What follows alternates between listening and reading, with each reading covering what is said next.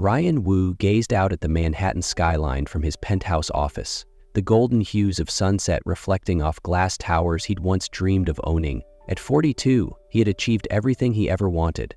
As the founder and CEO of Visionary Soft, a tech company known for its groundbreaking innovations, Ryan was celebrated in magazines, on TV, and in boardrooms across the world. But in the quiet moments, when the buzz of success faded, he often felt like something was missing. One evening, as Ryan poured himself another glass of bourbon, a ritual he'd grown uncomfortably accustomed to, a news segment on TV caught his eye. The broadcast featured the final performance of a young piano prodigy at Carnegie Hall. The boy, Leo Chang, no more than 8 years old, walked to the piano with confidence, his dark hair perfectly combed. There was an unshakable grace about him, a quiet determination that struck Ryan like a thunderbolt. He leaned closer to the screen, his heart pounding as the boy's amber eyes came into focus, the same eyes that stared back at him from his own reflection every morning. As he began to play, Ryan froze. There was something familiar in the boy's posture, the way he carried himself, and most of all in his amber eyes. The same eyes Ryan saw in the mirror every morning. In that moment, everything Ryan thought he had buried came rushing back. The choices he'd made, the love he'd left behind, and the son he'd never met. 8 years ago, Alice Kim walked into Ryan Wu's office, her eyes brimming with disbelief. She had just told him she was pregnant, but Ryan couldn't accept it. Visionary Soft, his fledgling startup, was at a critical stage, and he believed there was no room for personal complication. "We're too young," Ryan said, his voice cold and detached. "We're both chasing our careers. This isn't the time to be parents." Alice didn't cry. She just stood there silently, her eyes locking onto his as if memorizing his every word. Then she turned and walked away. Less than a week later, she resigned from her role as Visionary Soft's lead developer and disappeared from Ryan's life. Alice started over in a new city, where no one knew her story. Facing the challenges of single motherhood, she built a loving life for Leo with the unwavering support of her mother, Grace Kim, a retired music professor. Grace, who had taught at Juilliard, quickly recognized Leo's gift when he began playing complex melodies by ear at the age of 5. Meanwhile, Ryan poured himself into Visionary Soft, achieving unimaginable success. He graced the covers of business magazines, attracted investors, and expanded his empire. But in the quiet moments, as the city lights dimmed, Ryan couldn't stop himself from thinking about Alice and the child he'd never met. Alice, on the other hand, refused to let memories of Ryan overshadow her life. To her, Leo was everything. He grew up surrounded by music and the constant encouragement of his grandmother. Yet deep down, Alice knew the day would come when Leo would ask about his father, and she wasn't sure how she would answer. Ryan Wu sat in his car outside the Brooklyn Academy of Music, his hands gripping the steering wheel tightly. He had spent the past week researching Leo Chang, the piano prodigy who had consumed his thoughts ever since that night. According to an online schedule, Leo had a masterclass today. Ryan arrived an hour early, parking in a spot where he could see the entrance, unsure of how to approach the boy. Eventually, he saw her. Alice Kim stepped out of a sleek Volvo, helping Leo with a leather music portfolio. She looked as poised as ever, dressed in a navy blazer and slacks, though there was a new air of maturity about her. Leo, meanwhile, moved with confidence, his determined stride so reminiscent of Ryan's own. Unable to stop himself, Ryan got out of the car. "Ballet," his voice wavered. Alice froze. When she turned, her face was a mask of shock, quickly hardening into anger. "Ryan," she said coldly, "what are you doing here? I needed to see you and Leo." Ryan's eyes flicked to the boy, who was now watching him curiously. Alice instinctively moved between them, her protective stance unmistakable. "Leo, honey, go inside. Ms. Chen is waiting for you." "But Mom," Leo hesitated, glancing at the stranger. Alice forced a calm smile. "I'll be right there." Once Leo disappeared through the doors, Alice turned back to Ryan, her voice sharp. "What the hell do you think you're doing here? You have no right." "I know," Ryan admitted, his voice low. "But when I saw Leo on TV, I couldn't ignore it. I had to come. I want to do the right thing, Alice. For you and for him." Alice let out a bitter laugh. The right thing? You think showing up now makes up for 8 years of silence? Leo doesn't know who you are. He doesn't need you. But I need him, Ryan said firmly, his eyes steady. Please, Alice, just give me a chance. Alice studied him for a long moment before sighing. If you really want this, start by not making things worse. Leo needs stability. Don't disrupt his life. Ryan nodded. He knew the road ahead would be difficult, but he was ready to face it. This was the beginning of his redemption. Ryan Wu began taking small steps to rebuild trust with Alice and Leo. He didn't rush. Instead, he showed up consistently at Leo's piano lessons, keeping a respectful distance but demonstrating genuine care.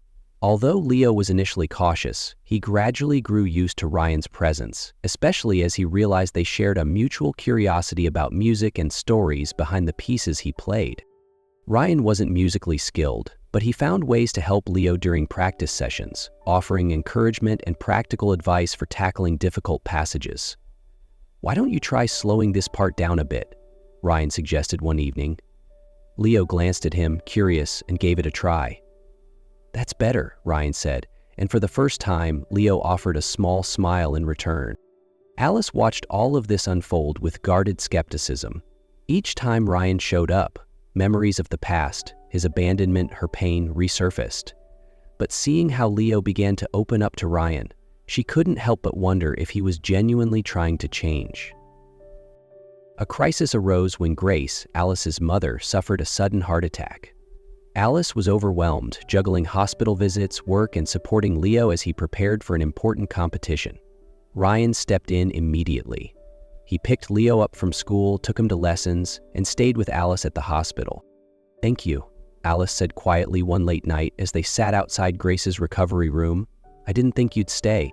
It's what I need to do, Ryan replied, his voice steady. I'm done missing out. As Grace began to recover, she took notice of Ryan. I didn't think much of you before, she admitted during a private conversation, but I see you're trying for Leo. Don't make me regret trusting you. Ryan nodded, knowing he had a long way to go to prove himself. But he felt a shift. Leo started to share more about his piano lessons, his favorite things, and even his deeper feelings.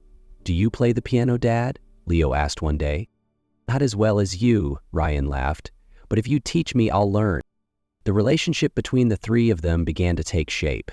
Ryan realized that it wasn't just Leo who needed him, he needed Leo too. The boy became the reason for him to change, to be the kind of father Leo could be proud of. As Leo Chang approached the day of his competition at Carnegie Hall, the pressure mounted. Practice sessions became more intense, and Alice stayed close, ensuring that Leo didn't overexert himself. But everything took a sudden turn when the competition committee announced a new rule. Leo would need to perform a completely different piece, Bach's Partita in D minor, with only 2 weeks to prepare. Alice was distraught. This is too much for him, she said to Ryan one evening after practice. He's already working so hard. Leo can do it, Ryan replied, sounding more confident than he felt. I'll help him. Ryan made a bold decision. He stepped down as CEO of Visionary Soft. The board was furious. You're walking away from everything, one member said. This is the most critical moment in the company's history. No, Ryan replied. I'm prioritizing the most important thing in my life.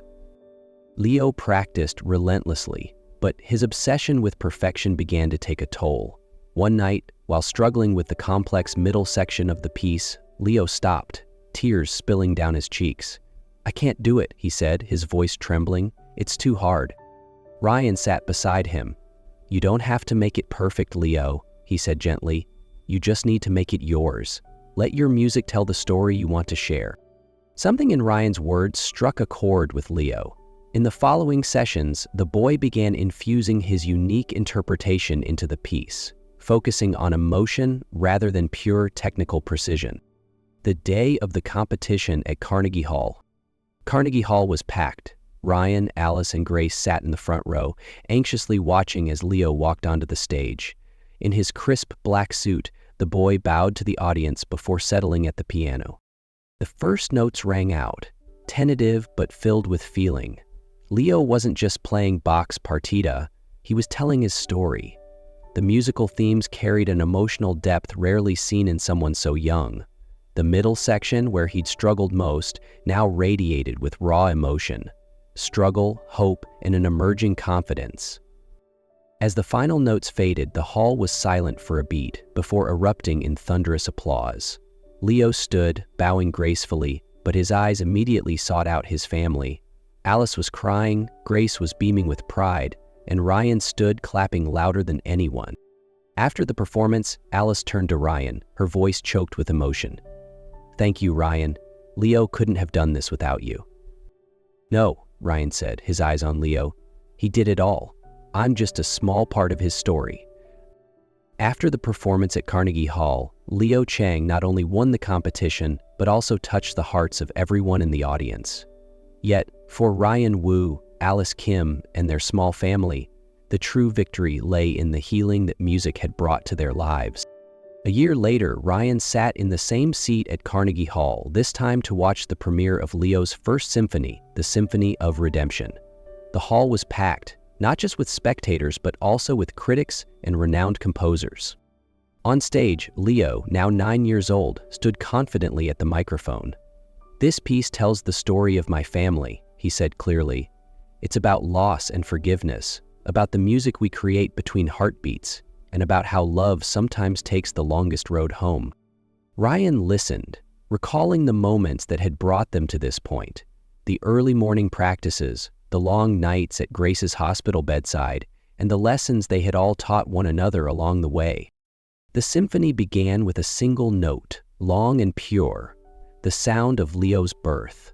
Then, the melodies intertwined, carrying complex emotions, separation, hope, and belief. The climaxes echoed Alice's journey, her sacrifices and resilience as a single mother. Grace's influence appeared in graceful and supportive harmonies, much like her quiet strength during their hardest times. As the symphony built to its peak, Ryan recognized the familiar strains of Hospital Nights, the piece Leo had written during their time at the hospital. The symphony concluded with a harmonious melody, where all the themes wove together perfectly, symbolizing a family made whole again. When the final notes faded, the audience erupted into thunderous applause. Ryan turned to Alice and Grace, both visibly moved. "We did it," Alice whispered. Outside Carnegie Hall, Leo held Ryan and Alice's hands, his eyes filled with hope. "Mom, Dad, I've already started thinking about my next piece. It's going to be about where we're going, not where we've been." Ryan smiled, squeezing Leo's hand. They had taken the longest road home, but they had found their way, together. Now, they were ready to move forward, creating a new symphony, a symphony of redemption. After the Carnegie Hall performance, Ryan didn't just focus on building his relationship with Leo. He also began the challenging process of healing with Alice. It wasn't an easy journey. The wounds of the past, the words left unsaid, and the sacrifices Alice endured over 8 years were significant barriers. But Ryan persisted, knowing that to truly be a part of Leo's life, he needed to understand and support Alice too. It started slowly, with brief conversations. One day, while driving Leo to his piano class, Ryan invited Alice for coffee. She agreed, not because she had forgiven him completely, but because she believed Leo deserved to see his parents working together. At a small cafe near Leo's school, Alice hesitantly opened up about the struggles of single motherhood. "There were days I didn't know how I'd make it," she said, her voice steady but heavy with emotion. "But looking at Leo, I knew I couldn't give up." Ryan listened, resisting the urge to interrupt.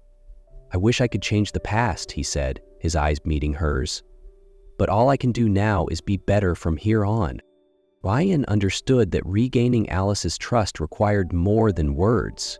It demanded consistent action. He became a steady presence in their lives, not just as Leo's father, but as a supportive partner for Alice. He picked Leo up from school, helped him prepare for competitions, and stayed up late talking to Alice when Leo was asleep. Over time, Alice began to see the sincerity in Ryan's efforts. One evening, after tucking Leo into bed, she invited Ryan to stay for dinner. It was a simple meal, but the atmosphere was warm. "You've changed a lot," she said, setting down her teacup. "Because I've realized what truly matters," Ryan replied. Without rushing to rekindle romance, they focused on co-parenting Leo. But as time passed, old feelings began to resurface, not loudly or dramatically, but gently and with hope. They started sharing more about the past, not to assign blame, but to better understand each other. Ryan and Alice eventually realized that their journey of forgiveness and healing wasn't just for Leo. It was for themselves too. Love, though neglected, had never truly disappeared. Now they had a chance to write a new chapter, this time with maturity and mutual respect. One late afternoon, Alice stumbled across a small box in her attic. Inside were keepsakes from her and Ryan's college days. There were photos, letters, and a small notebook where Alice had once written down melodies Ryan helped her refine during her piano practice sessions. Holding the notebook, Alice smiled to herself. "Do you remember this?" she asked Ryan when he came to pick up Leo that evening. Ryan glanced at it, his eyes widening with recognition. "I thought you would have thrown that away." "I couldn't," Alice admitted. "It reminds me of a time when everything was so much simpler." That evening, after Leo went to bed, Alice invited Ryan to look through the keepsakes. They sat together at the kitchen table, flipping through old photos of their younger selves, laughing by the river, staying up late in the practice rooms where Alice played piano while Ryan worked on his startup plans. "I always thought those days were just stepping stones to what I wanted to achieve," Ryan said, brushing his fingers over a photo of Alice beaming beside a piano. "But now I realize those were the moments that truly mattered."